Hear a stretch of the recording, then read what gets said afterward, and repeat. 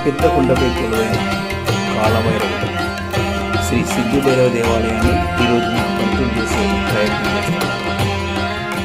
నిజంగా ఈ కొండకు వెళ్ళే దారికి సహజ సిద్ధంగా ఏర్పడ్డ అతిపెద్ద రాళ్ల మధ్యలో నుండి ఈ ఆలయానికి దారి ఉంటుంది. దారికి వెళ్ళే ప్రతి అడుగు కూడా ఒక అడ్వెంచర్ లాగా ఉంటుంది, ఒక సాహసయాత్ర లాగా ఉంటుంది. హన్మకొండ పట్టణంలో ఇన్ని రోజుల నుండి ఈ గుడి ఎందుకు చూడలేదా అని ఈరోజు అనిపిస్తుంది. చాలా చాలా బాగుంటుంది, ఎక్కడ కూడా స్కిప్ చేయకుండా చూడండి. హన్మకొండ పట్టణంలో కిలోమీటర్ల మేర విస్తరించి ఉన్న అతిపెద్ద గుట్టలతో ఉంటుంది. ఇది ఒక్కొక్క ప్రాంతంలో ఈ గుట్టకు ఒక్కొక్క పేరుగా ఉంది. షాంపేట సైడ్ ఉన్నదాన్ని దొనబండ అని, ఇటు పద్మాక్షమ గుడి సైడ్ వచ్చేదాన్ని పద్మాక్షమ గుట్టలని, బస్టాండ్ ఎదురుగా ఉన్నదాన్ని జైన గుట్టలని, ఇంకా పద్మాక్షమ కాలనీ వైపు వచ్చేదాన్ని అంగళయ్య గుట్టలని, మనం చూస్తుంది అంగళయ్య గుట్టలు అంటారు. ఇంకొద్దిగా ముందుకు వస్తే హనుమత్గిరి గుట్టలుగా వీటికి పేరు.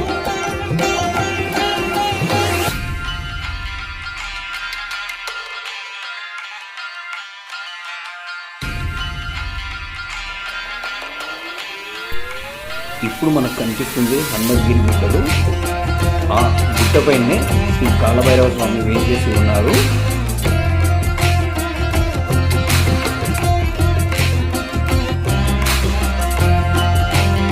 కాలభైరవ స్వామి వెళ్ళడానికి ముందు మనకు స్వయంభూ శ్రీ సిద్ధేశ్వర స్వామి ఆలయం వస్తుంది. ఈ ఆలయాన్ని దాటి కాస్త ముందుకు వెళ్తే మనకు కాలభైరవ స్వామి సన్నిధి అంటే మెట్ల మార్గం మనకు కనిపిస్తుంది. మనం చూస్తున్న సిద్ధేశ్వర ఆలయం. సిద్ధేశ్వర ఆలయం గురించి పూర్తి వీడియోను తయారు చేసి పెట్టాను. డిస్క్రిప్షన్లో దీనికి సంబంధించిన లింక్ పెట్టాను. ఎవరైనా చూడకుంటే సిద్ధేశ్వర ఆలయ చరిత్ర పూర్తి వివరాలను పెట్టాను, చూడండి. మనకు కనిపిస్తుంది సిద్ధభైరవ దేవాలయ గుట్ట. ఆ గుట్ట పైన సిద్ధభైరవుడు కొలువై ఉన్నాడు. ఇప్పుడు మనం గుట్ట వెళ్దాం.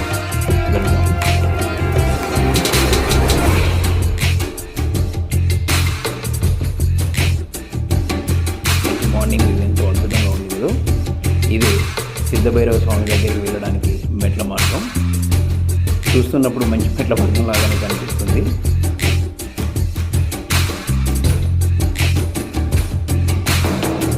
ఎత్తైన కొండ, ఆ కొండ మీద మనం మెట్లగారి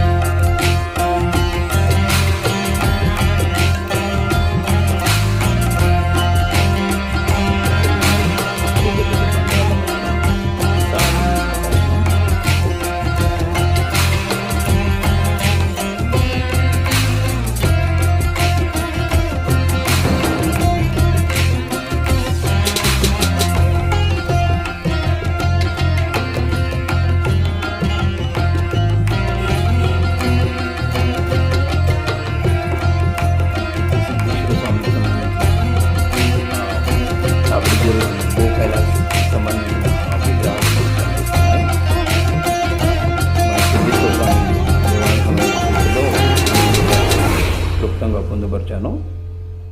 లింకు డిస్క్రిప్షన్లో ఇస్తాను, ఖచ్చితంగా చూడండి.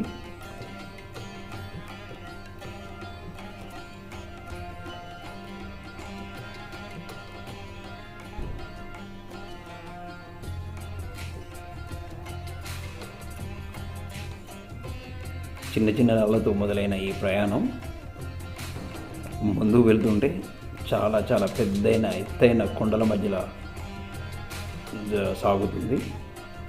ఇదంతా కూడా హనుమత్గిరి కొండలు అంటారు.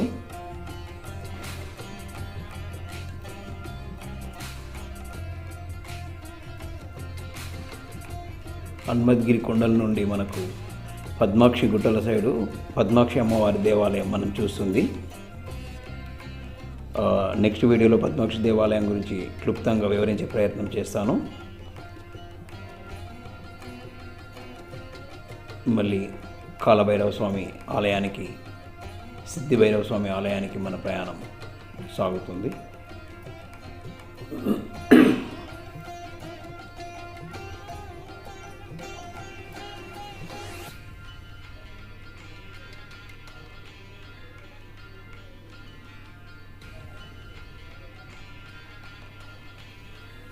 ఇప్పుడు మనకు చిన్న గుహలాగా కనిపిస్తుంది. ఆ గుహ నుండి మనం లోనికి వెళ్ళాలి.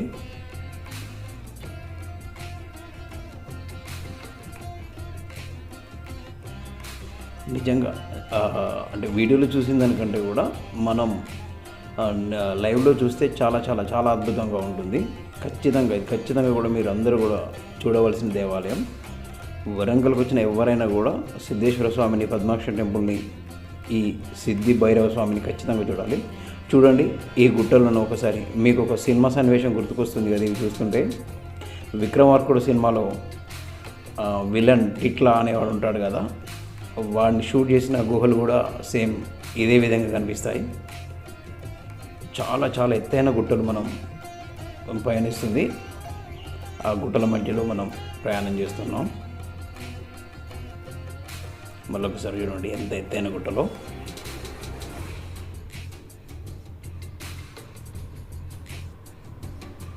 నిజంగా కూడా చాలా థ్రిల్లింగ్గా ఉంటుంది మనం లైవ్లో చూస్తే. ఖచ్చితంగా వరంగల్కి వచ్చిన ఎవరైనా కూడా ఈ గుట్టలను మనం ఖచ్చితంగా దర్శించుకొని పోవాలి.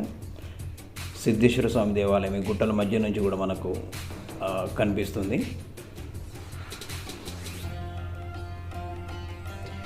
హనుమద్గిరి గుట్టలు ఇవన్నీ కూడా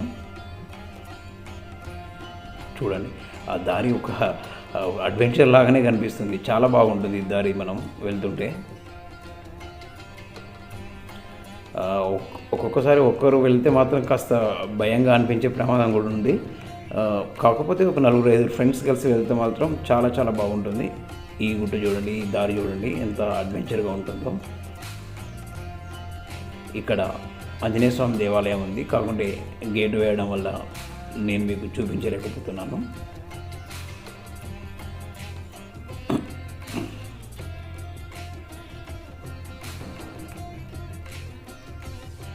ఈ చిన్న గుట్టల మధ్య నుండి కూడా మనకు దారి ఉంది. నిజంగా ఇది నడుస్తుంటే ఒక రకమైన థ్రిల్లింగ్గా వస్తుంది. చాలా బాగా అనిపిస్తుంది. అంటే దేవుణ్ణి చూడాలనే కుతూహలం కూడా ఇంకా ఎక్కువగా పెరిగిపోతుంది. చూడండి ఎంత గుట్టలు, ఎట్లాంటి గుట్టల మధ్యలో ఉందో దారి. మనం వెళ్ళే వరకు ఈ దారి ఎటు వెళ్తుంది, ఇంకొక సైడ్ ఎటు సైడ్ ఉంటుంది కూడా అర్థం కానట్టు అనిపిస్తుంది. ఈ కొండ మీదకి వస్తుంటే కాస్త కుక్కల హడావుడి ఎక్కువనే ఉంది. చూడండి, రాయి మీద రాయి పేర్చి ఎట్లా అంటే మనుషులు పేర్చినట్టుగా ఎంత నీట్గా పేరవబడి ఉన్నాయో ఈ రాళ్ళు.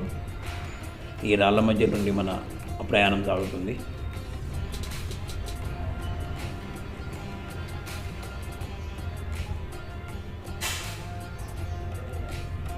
మొత్తానికి మనం సిద్ధి భైరవ దేవాలయానికి వచ్చాం. ఒక్కసారి చూడండి, సిద్ధి భైరవ చాలా చాలా చాలా బాగుంది ఈ దేవాలయం.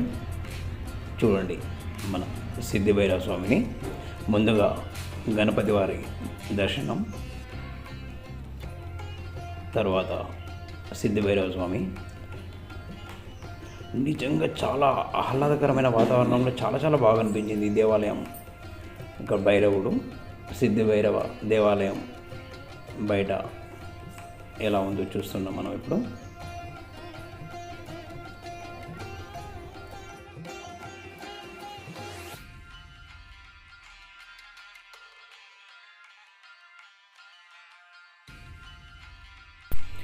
హన్మకొండ చౌరస్తకు కేవలం 2 కిలోమీటర్ల దూరంలో ఉన్న ఈ సిద్ధి భైరవ దేవాలయాన్ని ఖచ్చితంగా వీక్షించే ప్రయత్నం చేద్దాం. నిజంగా ఇక్కడికి వచ్చిన తర్వాత మనం ఒక మంచి ఒక యాత్రను లేదంటే మేము ఒక మంచి ప్లేస్ని మనం విజిట్ చేసామనే సంతృప్తి మాత్రం ఖచ్చితంగా వస్తుంది. మనకు దూరం నుంచి కనిపిస్తుంది భద్రకాళి చెరువు. ఈ గుట్టలకు అవతల సైడు భద్రకాళి చెరువు ఉంటుంది. ఖచ్చితంగా విజిట్ చేస్తారు కదా.